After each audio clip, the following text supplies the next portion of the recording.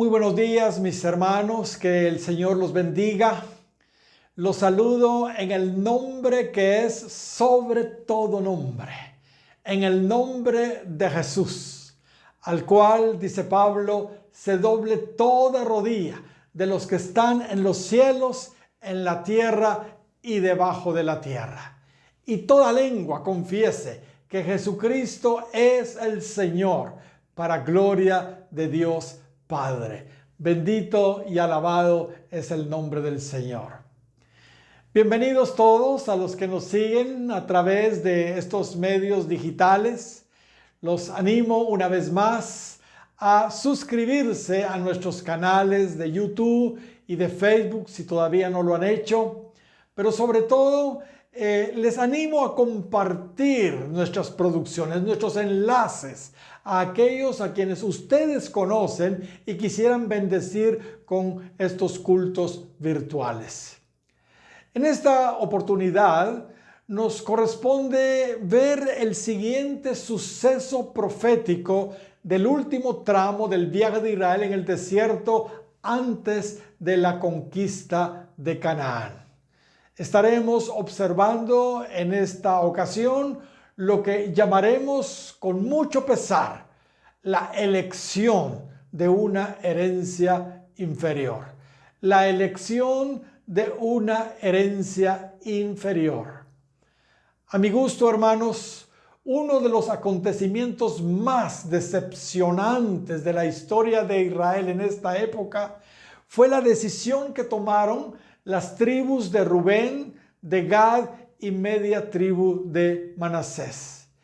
Ellos no quisieron heredar lo que Dios les había destinado en la tierra prometida. No quisieron heredar eso. Ellos prefirieron heredar de este otro lado del Jordán.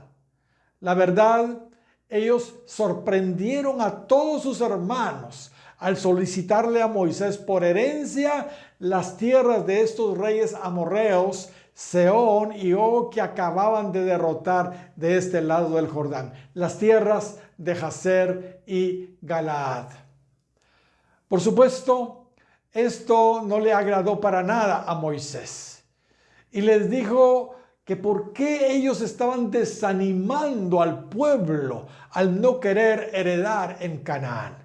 Y para hacerlo recapacitar, les recordó que eso mismo habían hecho sus padres en Cades Barnea 38 años antes, cuando igual los espías negativos habían desalentado a los hijos de Israel a entrar a la tierra y que a causa de eso la ira de Jehová se había encendido en contra de todo el pueblo de Israel, así que los hizo regresar de nuevo al desierto hasta que toda esa generación que se quejó y murmuró murió, excepto por supuesto Josué y Caleb. Sin embargo, la narración nos dice, hermanos, que Rubén, Gad y esta media tribu de Manasés lograron convencer a Moisés a heredar de este lado del Jordán. Lograron convencer a Moisés comprometiéndose ellos a ayudar a sus hermanos a conquistar Canaán. Y cuando la tierra estuviera totalmente ya tomada, entonces ellos regresarían al territorio que estaban escogiendo. Sus mujeres y sus hijos les iban a esperar allí en ese territorio mientras ellos ayudaban a sus hermanos a conquistar la tierra prometida. De esa manera lograron convencer a Moisés. Ese fue el trato, pues. Qué tremendo, mis hermanos, qué tremendo. Increíble, pero cierto. ¿Sabe? Las verdaderas promesas de Dios para todo Israel, incluyendo el monte de Sión, estaban de aquel lado del río Jordán, en Canaán. Sin embargo, estas dos tribus y media prefirieron quedarse de este lado del río Jordán y heredar allí.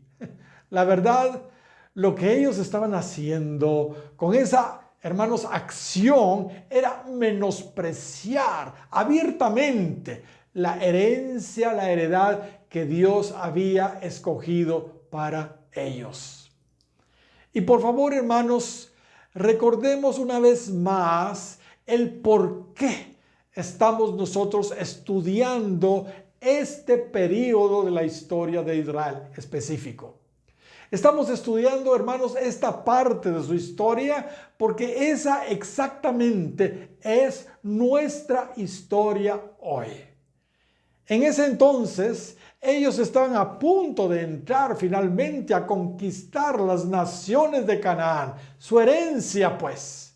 Igual nosotros hoy estamos a punto de alcanzar para Cristo a millones de personas de todas las naciones durante el gran avivamiento mundial que sabemos que muy pero muy pronto viene. Mateo 24:14, hermanos, está próximo a cumplirse. Bendito y alabado sea el nombre del Señor.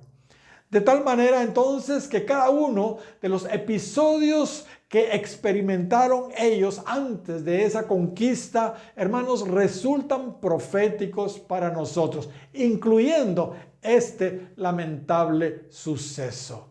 Hermanos, es triste reconocerlo, pero hoy muchos cristianos, al igual que estas 2,5 tribus, están escogiendo desde ya una herencia inferior a la que Dios realmente les quiere dar.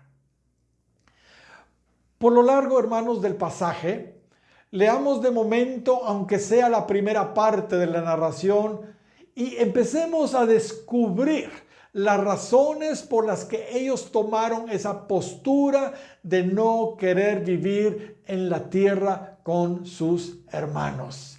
Y mientras leemos, fijémonos en los detalles y pensemos en nosotros, pues estas cosas están escritas, dice Pablo, para enseñarnos a nosotros, a quienes nos han alcanzado los fines de los siglos.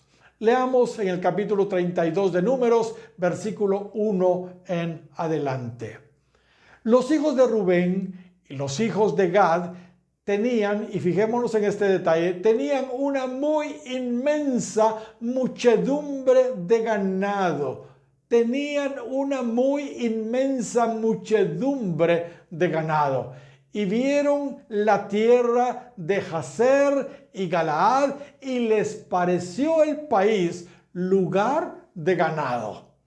Vinieron pues los hijos de Gad y los hijos de Rubén y hablaron a Moisés y al sacerdote Eleazar y a los príncipes de la congregación diciendo, verso 3, Atarot, Dibón, Jazer, Nimra, Hezbón, Eleale, Sebam, Nebo y Bedón. Verso 4, la tierra que Jehová hirió delante de la congregación de Israel es tierra de ganado, y tus siervos tienen ganado, y tus siervos tienen ganado. Por tanto, dijeron, si hallamos gracia en tus ojos, dese esta tierra a tus siervos en heredad, y, fíjense en esto, no nos hagas pasar el Jordán, no nos hagas pasar el Jordán. Yo creo que ya estamos entendiendo. Yo sé que muchos ya estamos entendiendo. Aquí vemos que la tierra de Jazer y de Galaad les pareció tierra ¿qué? De ganado. Y como ellos tenían muchísimo ganado, solicitaron esa tierra como herencia. ¿Cuál es la aplicación espiritual para nosotros? Porque de eso se trata, ¿verdad? No conocer historia nada más. Hermanos, en este contexto podríamos decir que el ganado nos habla de la carne, de la vieja naturaleza. Así que estas tribus representan a creyentes pero muy carnales. Pues tenían, como leímos en el verso 1, una muy inmensa muchedumbre de ganado. Ahora entendemos por qué razón dijeron a Moisés, no nos hagas pasar el Jordán. Así lo dice el verso 5. No nos hagas pasar el Jordán. No tengo tiempo para detenerme en esto, pero cuando estudiamos el libro de Josué, un libro que les recomiendo una vez más que deben leer, porque es lo que pronto vamos a experimentar en el avivamiento. Cuando estudiamos el libro de Josué, descubrimos de una manera muy clara lo que significa pasar el Jordán. Hermanos, cruzar el Jordán representa experimentar, fíjese bien, Gálatas 2:20, donde Pablo dice: con Cristo estoy juntamente crucificado, y ya no vivo yo, mas vive Cristo en mí. Y lo que ahora vivo en la carne, lo vivo en la fe del Hijo de Dios, el cual me amó y se entregó a sí mismo por mí. En otras palabras, morir a lo que somos, pues. Morir a la carne, dejar de pecar. Eso es cruzar el Jordán. Cruzar el Jordán representa también lo que Romanos 6 y versos 6 dice. Pablo dice: sabiendo esto, que nuestro viejo hombre fue crucificado juntamente con él, para que el cuerpo del pecado que sea destruido, a fin de que no sirvamos más al pecado. Hermanos, es triste reconocer esto, pero muchos hijos de Dios no quieren sencillamente santificarse. No quieren consagrar sus vidas. No quieren morir, pues, a su vieja naturaleza, a su carne. Aunque son creyentes, pues estas tribus eran del pueblo de Dios. Eran Rubén, Gad y media tribu de Manasés, eran del pueblo de Israel. Aunque son creyentes, estos creyentes hermanos de hoy no aman al Señor lo suficiente como para dejar de pecar del todo. No están dispuestos a renunciar a muchas obras de la carne que ellos saben perfectamente que no le agrada a Dios. Son creyentes carnales que viven la vida cristiana, lamentablemente, a su manera, no a la manera de Dios. En otras palabras, no quieren pasar el Jordán. Aunque asisten a la iglesia, su comportamiento fuera de la iglesia realmente deja mucho, pero mucho que desear. Se comportan como inconversos, de veras. Dicen malas palabras, toman licor, mienten, oyen música del mundo, cantan música del mundo, ven pornografía, etcétera, etcétera. Hermanos, subrayo nuevamente, esta historia de estas tribus y media, como todas las otras historias de esta serie de la recta final, apunta proféticamente a estos días previos al gran avivamiento. Muchos hoy, como Rubén, Gad y media tribu de Manasés, por su conducta claramente carnal, hermanos, ya han evidenciado qué herencia realmente es la que quieren. Han escogido un nivel de herencia inferior, un lugar donde puedan pastar, dar de comer a su mucho ganado, su mucha carne, como esas tribus de Rubén, Gad y la media de Manasés. Normalmente estos creyentes, hermanos, finalmente se ubican en iglesias donde no se hable de santidad, donde no se hable de consagración, donde no se confronta el pecado, donde les permiten vivir un evangelio light, liviano, sin demandas. En otras palabras, donde no tengan que cruzar el Jordán, morir a lo que son, pues.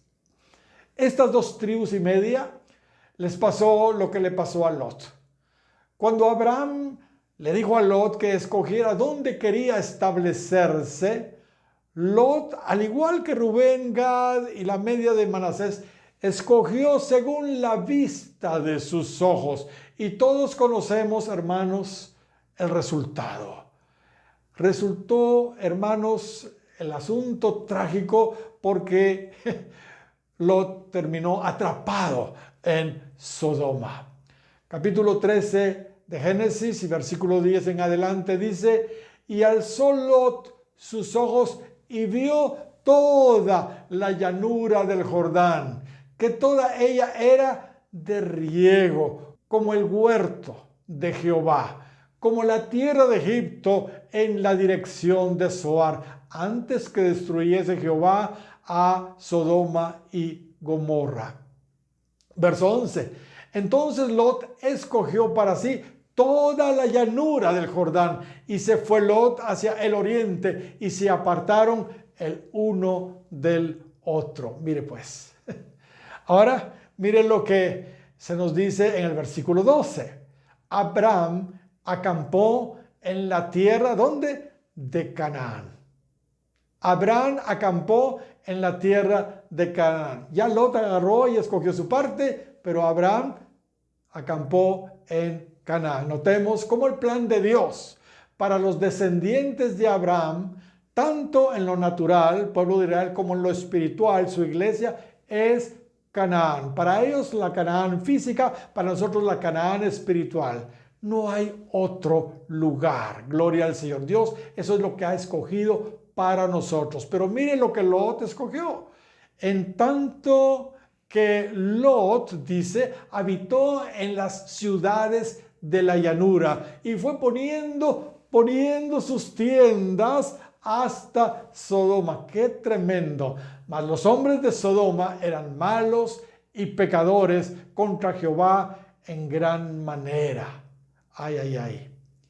Claramente vemos que Lot se dejó llevar por la apariencia, por sus ojos. Lo que él veía era una gran llanura con mucha agua que parecía el huerto de Jehová. Se parecía al huerto de Jehová, pero no lo era. A lo que sí se parecía era a la tierra de Egipto. Y recordémonos que ellos, Abraham y Lot, venían regresando de Egipto. Ellos venían regresando de Egipto porque hubo hambre ahí en Canaán un tiempo. Y no cabe duda que a Lot le gustó Egipto, le gustó ese ambiente, y como esto se parecía a Egipto, pues eso escogió. ¡Qué terrible!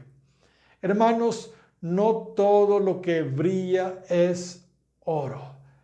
Tengamos cuidado con lo que nosotros miramos y escogemos. Una persona espiritual, como Pablo dice en Colosenses capítulo 3 y versículo 2, pone la mirada en las cosas de arriba, no en las de la tierra. Repito, pone su mirada en las cosas de arriba, no en las de la tierra. Colosenses 3:2. Una persona espiritual, como también Pablo nos dice allí en 2 de Corintios capítulo 4 y versículo 18, no mira las cosas que se ven, sino las que no se ven. Pues las cosas que se ven son temporales, mientras que las que no se ven son, aleluya, eternas. Sin embargo, una persona carnal, hermanos, al igual que Lot y estas dos tribus y media, se dejan llevar por lo que ven sus ojos, por el mundo. Pues en el mundo la carne, hermanos, está en su salsa, está en su salsa, ahí se da gusto. Mire lo que nos dice Juan acerca del mundo en 1 de Juan, capítulo 2 y versículo 15. No améis al mundo, ni las cosas que están en el mundo. Si alguno ama al mundo, el amor del Padre no está en él. Mire lo que dice el verso 16. Porque todo lo que hay en el mundo, que dice, los deseos de la carne, los deseos de los ojos, la vanagloria de la vida, no provienen del Padre, sino del mundo. Y el mundo se pasa y sus deseos, pero el que hace la voluntad de Dios permanece para siempre. Gloria sea al Señor.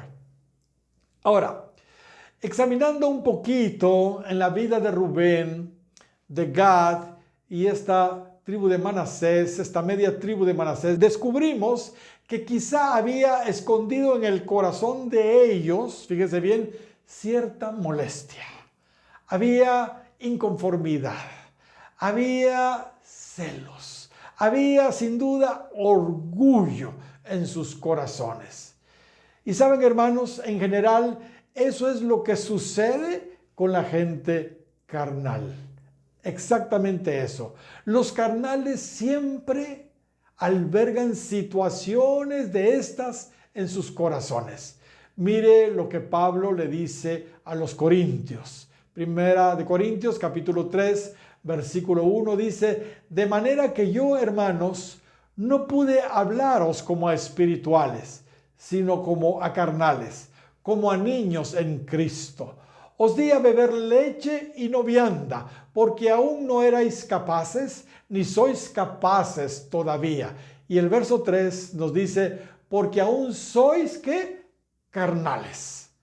Pues habiendo entre vosotros, ¿qué? Celos, contiendas y disensiones, ¿no sois carnales y andáis como hombres? ¿Se da cuenta cómo se comporta un carnal? Pensemos en Rubén, la tribu de Rubén. Recordémonos que aunque fue Rubén el primogénito de Jacob, hijo de Lea, por su pecado de incesto con Bilha, según Génesis 35:22, una de las concubinas de su padre, Bilha, ¿verdad?, perdió su derecho de primogenitura. Perdió su derecho de primogenitura por ese pecado de incesto, de inmoralidad con ella. Cuando Jacob bendijo y profetizó sobre sus 12 hijos antes de morir, dice ahí en Génesis capítulo 49, versículos 3 y 4 de la siguiente manera: Rubén, tú eres mi primogénito, mi fortaleza y el principio de mi vigor, principal en dignidad, principal en poder. Hasta ahí todo muy bonito. Pero mire el verso 4. Impetuoso como las aguas, no serás el principal, por cuanto subiste al lecho de tu padre. Entonces te envileciste subiendo a mi estrado. Qué cosa tan terrible. Y permítame, hermano, aquí hacer un paréntesis, un breve comentario antes de continuar. Sabe, espiritualmente hablando, dice Pablo allí en Hebreos capítulo 12, versículos 22 y 23, que hemos sido nosotros llamados a ser parte de la congregación de los primogénitos que están inscritos en los cielos. Así que el mensaje, hermanos, para nosotros está claro. La inmoralidad, como le sucedió a Rubén, nos descalifica a pertenecer a esa compañía de primogénitos que estará en el monte de Sión. Nos descalifica a pertenecer a la ciudad del Dios vivo, a la Jerusalén celestial. Mis hermanos, cuidado. La inmoralidad envilece a los hijos de Dios y los descalifica de la primogenitura, como le pasó a Rubén. Qué tremendo. Bueno, habiendo dicho esto, obviamente eso de perder los derechos de la primogenitura molestó a Rubén, sin duda. Y esa molestia y deseo de supremacía se mantuvo en su descendencia, se la transmitió él a su descendencia, a su tribu, pues. Eso se vio claramente en la rebelión de Coré.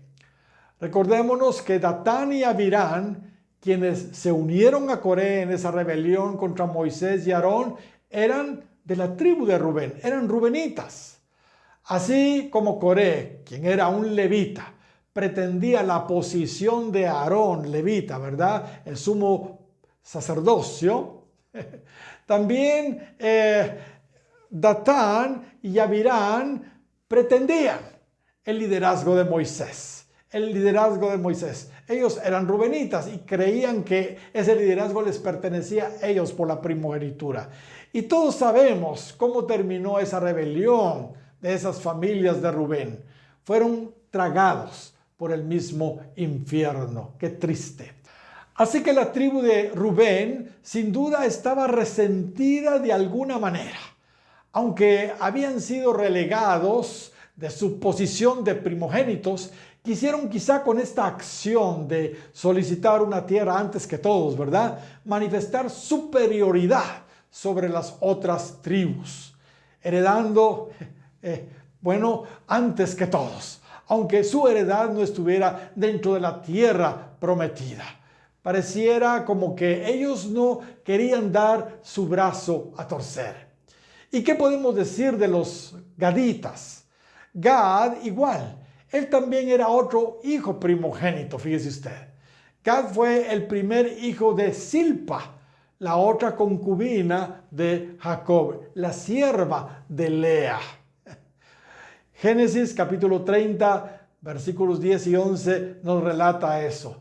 Así que por ser su madre sierva de Lea, la madre del primogénito de Jacob, Rubén, y por ser ellos los gaditas, descendientes del primogénito de Silpa, la sierva de Lea, sin duda por eso los gaditas se solidarizaron con los rubenitas y al igual que ellos pidieron ser los primeros en heredar sus tierras de este lado del Jordán. Y por último, pensemos en la media tribu de Manasés. La media tribu de Manasés, Manasés igual, aunque Manasés, hermanos, fue el primogénito de José. Recordemos que cuando Jacob bendijo a sus nietos, los hijos de José, cruzó sus brazos y puso su diestra sobre el hijo menor, sobre Efraín. Así que la bendición principal recayó sobre Efraín, no sobre Manasés. Eso lo encontramos en Génesis capítulo 48, versículos 13 y 14. Esto, hermanos, seguramente también tenía disgustado a Manasés. Así que al pedir heredad, ellos esas tierras anticipadamente, sin duda, ellos lo que estaban haciendo era tratar de manifestar igual preeminencia, en este caso sobre Efraín. Y quizá su inconformidad también por la segunda posición que recibieron en la bendición de Jacob cuando cruzó los brazos. Las tribus de Rubén, Gad y la media tribu de Manasés, entonces, hermanos, aunque no lo expresaron, con esta acción de pedir su herencia antes que todos y de este lado del Jordán, estaban manifestando mucho disgusto, estaban manifestando celos, estaban manifestando sobre todo orgullo por ser ellos primogénitos, digámoslo así. Muchas veces en las iglesias pasan, hermanos, situaciones como estas. ¿Sabe? Grandes grupos de hermanos, familias enteras, tribus diría yo, porque espiritualmente así es, por alguna situación X, se molestan y se van, eligen otro lugar, una iglesia diferente a la que Dios había escogido para ellos. Escogen como estas 2 tribus y media las tierras de Jazer y de Galaad. Alguna tierra, alguna iglesia donde puedan ellos apacentar su ganado, darle de comer a su carne, pues. Y esto, hermanos, además de dividir al pueblo de Dios, lo que hace es traer, hermanos, mucha tristeza. Eso realmente desanima a la iglesia. Leamos lo que les comenté al principio, capítulo 32 de Números, versículo ahora 6 en adelante. Y respondió Moisés a los hijos de Gad y a los hijos de Rubén: ¿irán vuestros hermanos a la guerra y vosotros os quedaréis aquí? ¿Y por qué desanimáis a los hijos de Israel para que no pasen la tierra que les ha dado Jehová?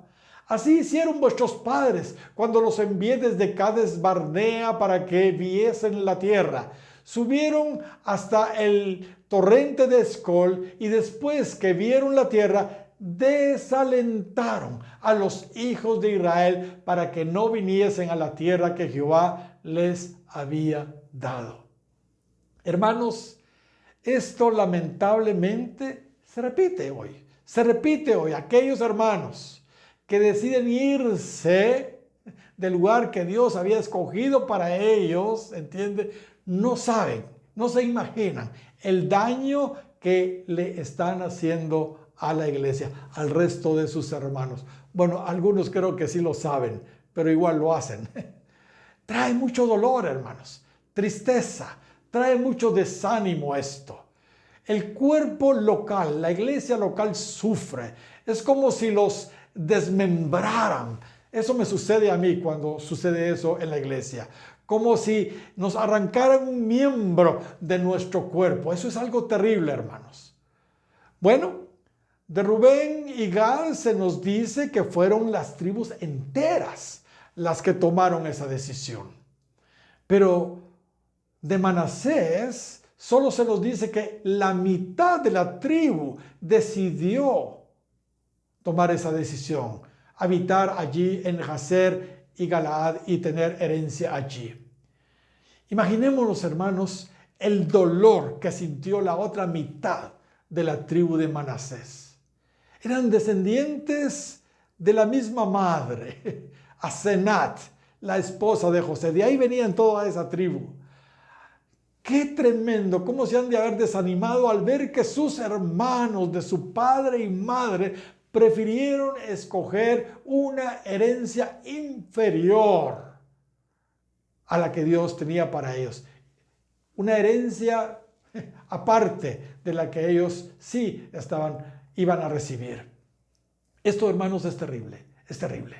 ¿Cuántas veces las familias son fraccionadas?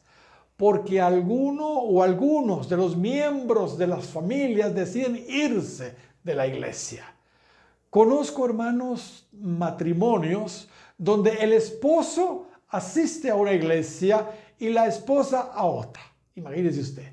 Familias donde los hijos han decidido igual vivir espiritualmente de este lado del Jordán. Y se van a otra iglesia donde sí pueden alimentar su ganado, donde sí le dan rienda suelta a su carne, donde sí les permiten vivir una vida mundana, una vida carnal, no tan estrictos. Eso trae, hermanos, mucho desánimo, mucha tristeza a la otra parte de la familia que sí ha elegido lo mejor, obtener no solo la herencia en Canaán, sino también aspiran a alcanzar, aleluya, el monte de Sión.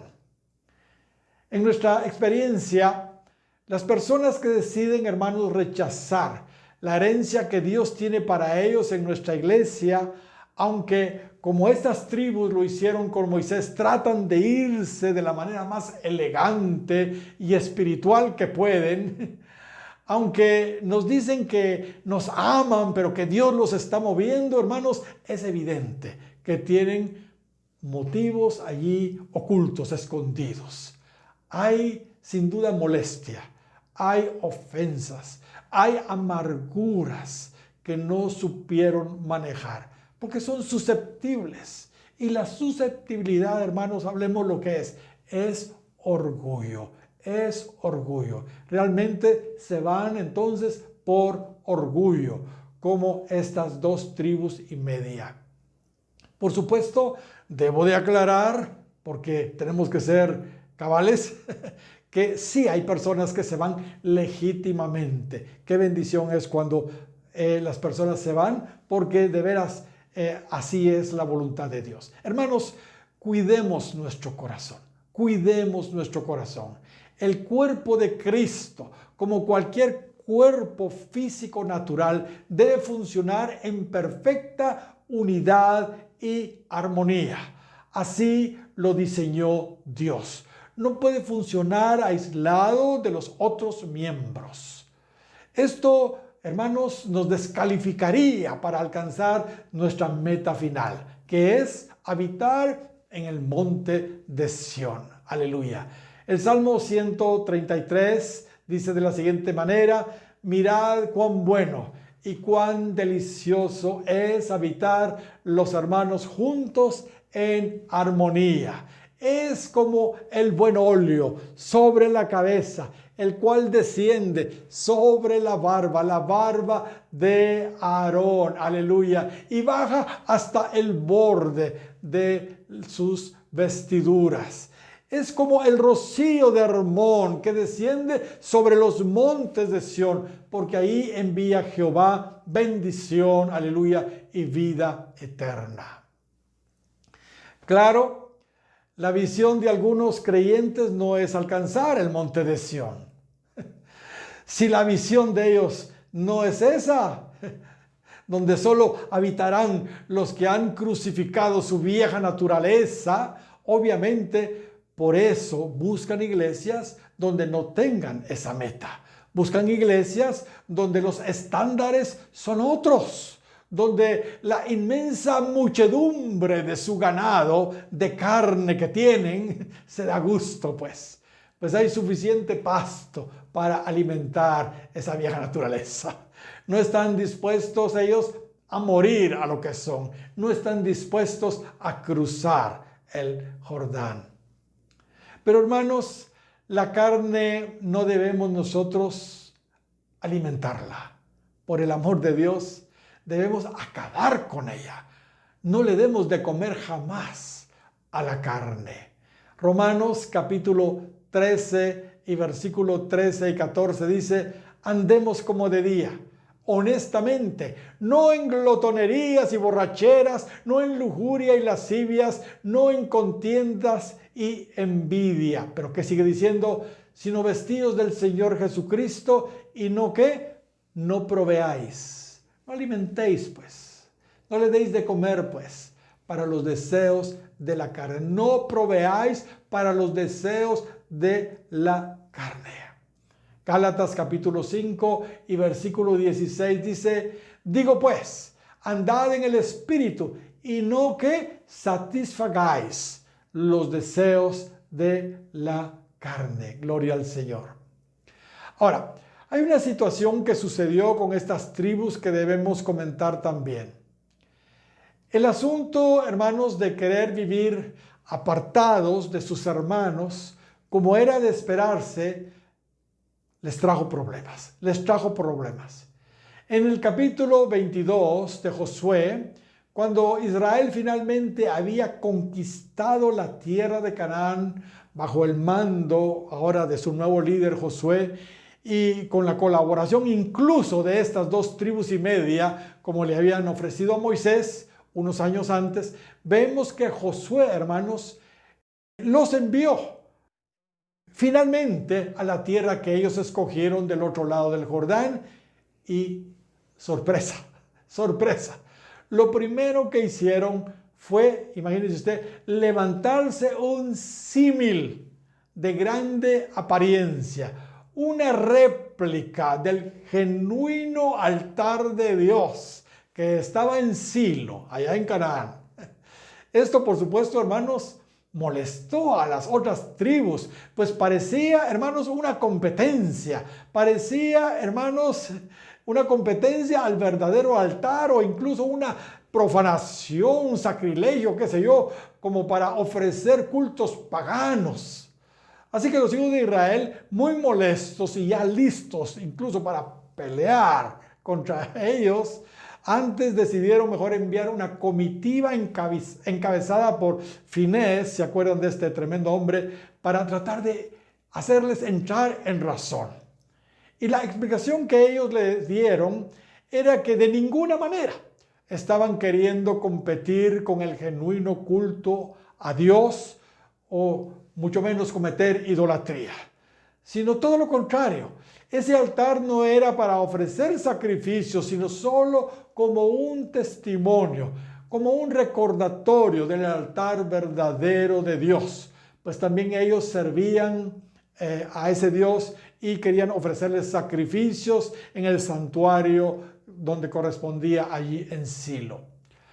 La razón por lo que lo habían hecho, explicaron ellos, era por si en el futuro las siguientes generaciones del pueblo de Israel les preguntaran a los hijos de ellos qué era eso, que ellos no pertenecían al pueblo de Israel porque estaban del otro lado del Jordán, que sus descendientes les pudieran explicar y decir: miren el símil del altar de Jehová que hicieron nuestros padres, no para holocaustos o sacrificios, sino para testimonio entre nosotros y vosotros.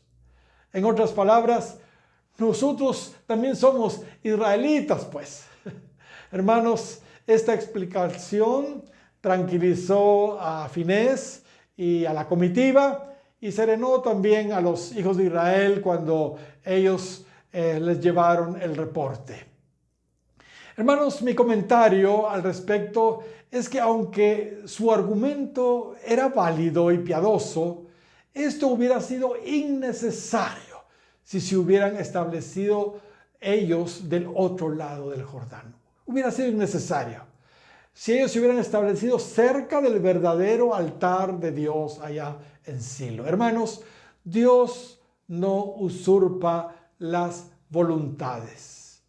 En su momento convencieron a Moisés, estas 2 tribus y media, cuando le pidieron esas tierras, y ahora convencieron a Josué con la explicación del símil que se levantaron. Hermanos, finalmente cada quien hace lo que quiere, escoge dónde quiere habitar espiritualmente, aquí en la tierra y en la eternidad. Dios no usurpa las voluntades. O escogemos lo que Dios quiere o lo que nosotros queremos. Dios no nos va a obligar. En el caso mío, hermanos, en el caso mío, yo estoy muy claro en esto. Él, Dios, sabe, porque Él es Dios. Él sabe mucho mejor que yo lo que me conviene. Por tanto, solo quiero lo que Él haya dispuesto, escogido para mí. Ni más ni menos. Ese es en el caso mío. Como ya les dije, estas tribus estaban de alguna manera, hermanos, menospreciando la herencia que Dios tenía para ellos. Hermanos, entendamos de una vez por todas, lo que Dios nos ofrece siempre es lo mejor. Lo que Dios escoge para nosotros siempre es lo mejor. Nunca nos conformemos con menos de lo que Él quiere darnos. Él siempre escoge, insisto, lo mejor para nosotros, como lo hizo con el pueblo de Israel. Dios les escogió, fíjese bien, lo mejor de la tierra, lo mejor de toda la tierra. Ezequiel capítulo 20 y versículo 6 dice de la siguiente manera, muchos no han visto esto, pero es maravilloso: aquel día que les alcé mi mano, 26 de Ezequiel, jurando así que los sacaría de la tierra de Egipto a la tierra que les había provisto, que fluye leche y miel. Y fíjese en este detalle, la cual es la más, aleluya, hermosa de todas las tierras. Hermanos, Dios escoge lo mejor para el pueblo de Israel y para nosotros. Solo tenemos que leer Deuteronomio capítulo 8 y versículo 7 en adelante. Dice: porque Jehová tu Dios te introduce, ¿a dónde? A la buena tierra. Tierra de arroyos, de aguas, de fuentes y de manantiales que brotan en vegas y montes, tierra de trigo y cebada, de vides, higueras y granados, tierra de olivos, de aceite y de miel, tierra en la cual no comerás el pan con escasez, ni te faltará nada en ella, tierra cuyas piedras son hierro y de cuyos montes sacarás cobre, y comerás y te saciarás, y bendecirás a Jehová tu Dios por la buena tierra que te habrá dado. Aleluya. Sí, hermanos, Él quiere darnos lo mejor siempre. Dejemos que Él elija por nosotros. El Salmo 47 y versículo 4 dice que Él es el que elige y Él va a escoger lo mejor para nosotros. Mire lo que dice allí en el 47:4, porque Él ha elegido nuestra heredad. ¿Y qué dice? El orgullo de Jacob, al cual amó. Así lo dice la Reina Valera actualizada. El orgullo de Jacob. Mire lo que Él escogió para nosotros. La 60, versión 60, dice la hermosura de Jacob. Gloria al Señor, refiriéndose a la herencia que Él ha escogido para nosotros, para el pueblo real y para nosotros espiritualmente hablando. Y nuestra actitud, hermanos, siempre debe ser como la del salmista David. Él decía en el Salmo 16 y versículo 6, las cuerdas me cayeron en lugares deleitosos y es hermosa la heredad que me ha tocado. Seamos agradecidos, hermanos, porque Él escoge lo mejor para nosotros. Bendito sea su nombre. ¿Sabe? El pastor Bailey dice que uno de los mayores dolores del corazón de los pastores es cuando las personas eligen una herencia inferior a la que Dios les quería dar. Qué tremendo. He conocido hermanos que claramente tienen, hermanos, un llamado a un ministerio de veras relevante. Llamados a predicar, a enseñar la palabra, en fin, un ministerio relevante, importante. Dios los ha dotado de inteligencia, los ha dotado de dones, de talentos para servir en un ministerio específico, importante en el reino de Dios.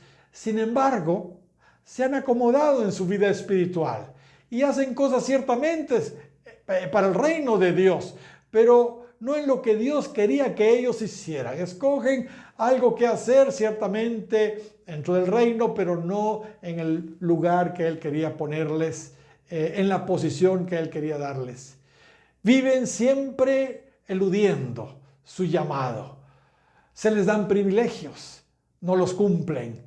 Siempre tienen una buena excusa para evadir su responsabilidad en el reino de Dios. Conozco hermanos también que dicen, yo lo único que quiero es llegar al cielo, tratando de decir que están ya contentos con la salvación, que con la salvación ya la hicieron. La verdad no les interesa ninguna posición eterna, siendo que a todos se nos dio el potencial para ser conformados a la misma imagen de su Hijo. Así lo dice Romanos capítulo 8 y versículo 29. Y sabe, aunque Rubén, Gad y esta media tribu de Manasés tuvieron aparente prosperidad al principio, finalmente el resultado de haber escogido la tierra que ellos querían y no la que Dios tenía para ellos fue que ellos fueron los primeros, las primeras tribus en ser subyugadas y esclavizadas. El estar aislados geográficamente, hermanos, los hizo mucho más vulnerables a sus enemigos que el resto del pueblo. Así que por esa razón, por estar aislados y vulnerables, y por haberse también ellos contaminado con los ídolos de ahí de la región, los sirios les cayeron encima y los subyugaron. Dice Segunda de Reyes, capítulo 10 y versículo 32, en aquellos días comenzó Jehová a cercenar el territorio de Israel y los derrotó a Hazael por todas las fronteras. Verso 33, fijémonos quiénes eran. Desde el Jordán al nacimiento del sol, toda la tierra, ¿de dónde? De Galaad. ¿Dónde estaban ellos? De Gad, de Rubén y de Manasés. Desde Aroer, que está junto al arroyo de Arnón, hasta Galaad y Basán. ¡Qué tremendo! Hermanos, esto sucedió alrededor de unos 120 años antes que el resto del reino del norte, o sea, las 10 tribus de Israel fueran también cautivas por los asirios, y fue más de 250 años antes del cautiverio del reino del sur de Judá por los babilonios. Imagínense usted. Bueno, como ustedes se habrán dado cuenta, en este relato encontramos un ejemplo elocuente de lo que es la voluntad permisiva de Dios. Eso es lo que yo veo acá. Cuando nosotros, hermanos, insistimos y nos encaprichamos en pedirle a Dios algo, sucede que Dios muchas veces nos lo da, aunque no sea su perfecta voluntad. En las Escrituras encontramos muchos casos donde podemos ver la voluntad perfecta de Dios, pero también la voluntad permisiva de Dios. Encontramos muchos casos. Sin embargo, los resultados, cuando se camina en la voluntad permisiva de Dios, como hemos visto en esta narración, no son nada buenos. Hay otros casos. Por ejemplo, cuando el pueblo de Israel pidió a Dios comida a su gusto, ahí en el desierto, por su insistencia, Él finalmente se las dio. Pero ¿cuál fue el resultado? Leamos el Salmo 106, versículo 13 al 15. Bien pronto olvidaron sus obras, no esperaron su consejo. Verso 14. Se entregaron a un deseo desordenado en el desierto y tentaron a Dios en la soledad. Y Él les dio, ¿qué? Lo que pidieron. Eso fue lo que pidieron. Mas envió, ¿qué? Mortandad sobre ellos. Aquí vemos que moverse en la voluntad permisiva de Dios tiene sus tremendas consecuencias. Resultado, aquí vemos mortandad. Esta es una buena advertencia también para los pastores. Los pastores debemos predicar no lo que le gusta oír a la gente, sino lo que la gente necesita. Porque muchas veces las personas piden comida a su gusto, pero nosotros tenemos que darles lo que necesitan, no lo que quieren. Otro ejemplo de la voluntad permisiva la vemos cuando Dios le permitió al pueblo de Israel, por su insistencia, otra vez, tener un rey. Tener un rey como los otros pueblos. Eso lo encontramos en 1 Samuel, capítulo 8, del versículo 5 al 7. Ellos rechazaron a Dios como su rey y eligieron un rey. Eligieron a Saúl. Dios se los dio por su insistencia. Se los permitió. Resultado, un pésimo rey. No tengo tiempo para hablar sobre Saúl, pero fue terrible. Un pésimo rey. Otro caso claro en el que vemos la voluntad permisiva en acción es en la parábola del hijo pródigo. Ahí en la parábola del hijo pródigo, el hijo menor recibió su herencia, hermanos, también, pero dentro de la voluntad permisiva. Él insistió, según se descubre en el original griego. Resultado malo. Despilfarró toda su herencia, perdió su herencia, pues. Imagínense, eso lo encontramos en Lucas capítulo 15. El caso de Balaam es otro caso donde vemos la voluntad permisiva de Dios. Ya estuvimos estudiando recientemente a Balaam y vemos claramente que Dios le dijo a él la primera vez que no fuera con los moabitas. Esa era su voluntad perfecta, que no fuera con los moabitas. Pero cuando vio Dios que Balaam seguía insistiendo, finalmente se lo permitió. El resultado terrible también. Ahí se terminó su reconocido ministerio profético, entre muchas otras cosas, por supuesto. Josué capítulo 13 y versículo 22 dice que murió convertido en un adivino. Ahí dice, también mataron a espada los hijos de Israel a Balaam, el que adivino, hijo de Beor, entre los demás que mataron. ¡Qué tremendo!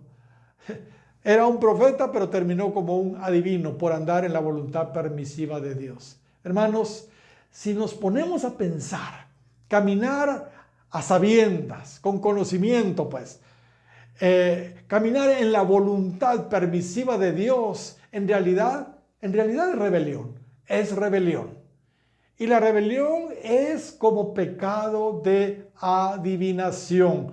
Así lo dice 1 Samuel capítulo 15 y versículo 23. Por eso, hermanos, el gran profeta Balaam terminó siendo un adivino. ¡Qué tremendo! Andar en la voluntad permisiva tiene sus consecuencias, definitivamente.